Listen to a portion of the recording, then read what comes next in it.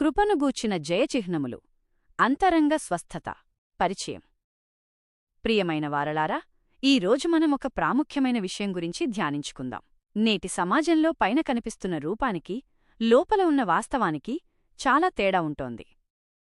బయటికి అందరూ బాగున్నట్లు, అన్ని విషయాల్లో నిలకడగా ఉన్నట్లు కనిపిస్తారు. కాని అంతరంగమందు అనేకులు మానసిక దూషణల చేత, గాయాల చేత పగిలిపోయిన ఓడవలే కొట్టుమిట్టాడుతున్నారు. శారీరక గాయాలు కంటికి కనిపిస్తాయి, కాని మనసుకి తగిలిన గాయాలు మౌనంగా ప్రాణాన్ని కృంగదీస్తాయి. నేటి పరిస్థితులు అపరిష్కృత గాయాలు. నేటి ఆధునిక ప్రపంచంలో టెక్నాలజీ పెరిగింది కాని మనుషుల మధ్య ఆత్మీయత కరువైంది. చిన్నప్పటినుండి ఎదురైన చేదు అనుభవాలు, మాటల ద్వారా జరిగిన అవమానాలు, అనుకోని సంఘటనలు మనిషి ఎదుగుదలను ఆపివేస్తున్నాయి. అటువంటివారు అందరిలా సహజంగా జీవించలేకపోతుంటారు. బయటికి చెప్పుకోలేక, లోపల సహించలేక ఒక విధమైన చిత్తక్షోభతో బ్రతుకుతుంటారు. దీనివల్ల ఇతరులతో సరియైన సంబంధ బాంధవ్యాలు కలిగి ఉండలేరు. తమలో ఉన్న నాశనకర ప్రవర్తన పద్ధతుల నుండి బయటపడలేక సతమతమవుతుంటారు. దేవుని రాజ్యము మీ అంతరంగమందే ఉన్నది. పరిశుద్ధ గ్రంథంలో ప్రభువైన యేసు ఒక అద్భుతమైన సత్యాన్ని చెప్పారు. దేవుని రాజ్యము ఎక్కడో లేదు, అది మన మధ్యనే, మన హృదయాలయందే ఉన్నదని ఆయన సెలవిచ్చారు. లూకాసు వార్త. మనం దేవుని వాక్యాన్ని ధ్యానిస్తూ ఆయన సన్నిధిని వెదికినప్పుడు మన అంతరంగ జీవితం ఆయన నివాస స్థలంగా మారుతుంది. లోకంలో ఉన్నవారు బాహ్యరూపాన్ని చూస్తారు కాని దేవుడు అంతరంగమును చూస్తారు. ఆయన మన లోపల ఉన్న బూడిదను తొలగించి దానికి ప్రతిగా ఒక అందమైన పూదండను ధరింపజేయాలని ఆశిస్తున్నారు. జయచిహ్నముగా మార్చబడటం. అపోస్తలుడైన పౌలు కొరింథీయులకు రాస్తూ, దేవుడు మనలను ఎల్లప్పుడూ క్రీస్తునందు విజయోత్సవముతో ఊరేగిస్తున్నాడని కృతజ్ఞతాస్తుతులు చెల్లించారు. ఒక క్రీడాకారుడు తన నైపుణ్యాన్ని పెంచుకోవడానికి ఎలాగైతే ఎంతో సమయాన్ని వెచ్చిస్తాడో, అలాగే దేవుడు మన జీవితాల మీద తన కృపను వెచ్చిస్తున్నారు.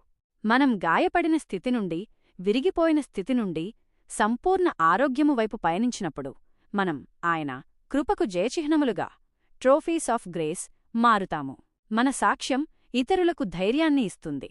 దేవుడు నాశనము అనే స్థలం నుండి విజయము అనే స్థలానికి మనలను నడిపించే తిరుగులేని యోధుడు. ఆత్మీయ స్వస్థత. ఆనందము. అంతరంగ స్వస్థత అంటే ఏమిటి? దేవుని రాజ్యము అంటే కేవలం బాహ్యమైన తిండి, పానీయము కాదు. అది నీతి, సమాధానము మరియు పరిశుద్ధాత్మయందలి ఆనందమై ఉన్నది. రోమియులకు రాసిన పత్రిక. మనం బాహ్య అవసరాల గురించి చింతించకుండా మొదట ఆయన రాజ్యాన్ని, నీతిని వెదికితే మిగిలినవన్నీ మనకు అనుగ్రహించబడతాయి. బాహ్య పురుషుడు కృశించిపోవచ్చు, కాని అంతరంగ పురుషుడు దినదినము నూతనపరచబడాలి. 2 కొరింథీయులకు. మనకు కలిగే ఈ చులకని శ్రమలు మనల్ని నిత్యమైన మహిమ భారము వైపు నడిపిస్తాయి. యేసు నలిగిన హృదయాలను బాగుచేయువాడు. యేసు ఈ లోకానికి వచ్చింది ఎందుకో తెలుసా? నలిగిన హృదయము గలవారిని స్వస్థపరచుటకు. లూకాసు వార్త.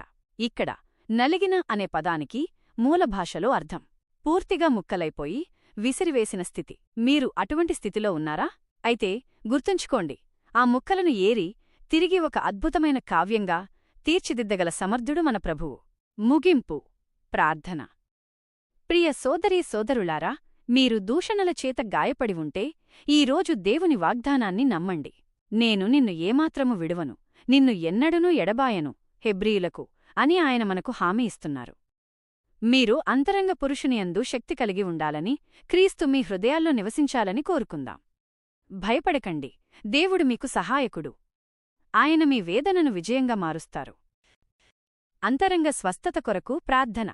పరిశుద్ధుడవైన మా తండ్రి, కృపా సత్య సంపూర్ణుడా, మనుష్యులు బాహ్యరూపాన్ని చూస్తారు కాని నీవు మాత్రమే మా అంతరంగాన్ని చూసే దేవుడవు. నాయనా, ఈ సమయంలో ఎవరైతే తమ హృదయాల్లో గాయపడి ఉన్నారో, గతంలో జరిగిన దూషణల వల్ల, అవమానాల వల్ల విరిగిపోయి ఉన్నారో వారిని నీ హస్తాలకు అప్పగిస్తున్నాము. ప్రభువా, పగిలిపోయిన ఓడవంటి స్థితిలో ఎవ్వరికీ చెప్పుకోలేనంత వేదనతో ఉన్న ప్రతి బిడ్డను నీవు దర్శించు. నీ వాక్యం సెలవిచ్చినట్లు నలిగిన హృదయము గలవారిని స్వస్థపరచుటకు నీవుచ్చియున్నావు. నీ ఆత్మద్వారా వారి అంతరంగ పురుషునిలో శక్తిని నింపండి. వారిలో ఉన్న భయాన్ని, చిత్తక్షోభను తొలగించి నీవు ఇచ్చే అద్భుతమైన సమాధానమును, సంతోషమును వారికి ప్రసాదించండి. తండ్రి, వారి జీవితాల్లో ఉన్న బూడిద వంటి నిరాశను తొలగించి నీ కృప అనే పూదండను ధరింపజేయండి. వారు పొందిన గాయాల నుండి వారిని విడిపించి నీ మంచితనానికి గుర్తుగా ఈ లోకంలో కృప యొక్క జయచిహ్నములుగా వారిని నిలబెట్టండి. నిన్ను ఏమాత్రము విడువను, ఎన్నడనూ ఎడబాయను అన్న నీ వాగ్దానాన్ని బట్టి వారికి ధైర్యాన్నివ్వండి. దేవా, బాహ్యమైన పరిస్థితులు ఎలా ఉన్నా నీ రాజ్యము వారి హృదయాలలో ఏలుబడి చేయునుగాక. ఈ ప్రార్థనలో ఏకీభవిస్తున్న ప్రతి ఒక్కరూ నీతిలో, సమాధానంలో, పరిశుద్ధాత్మయందలి ఆనందంలో వర్ధిల్లునట్లు దీవించండి. మమ్ములను నీ విజయపు ఊరేగింపులో నడిపిస్తున్నందుకు నీకు వందనాలు చెల్లిస్తూ మా ప్రభువైన యేసుక్రీస్తు నామమున అడిగి వేడుకొంటున్నాము తండ్రి. ఆమెన్.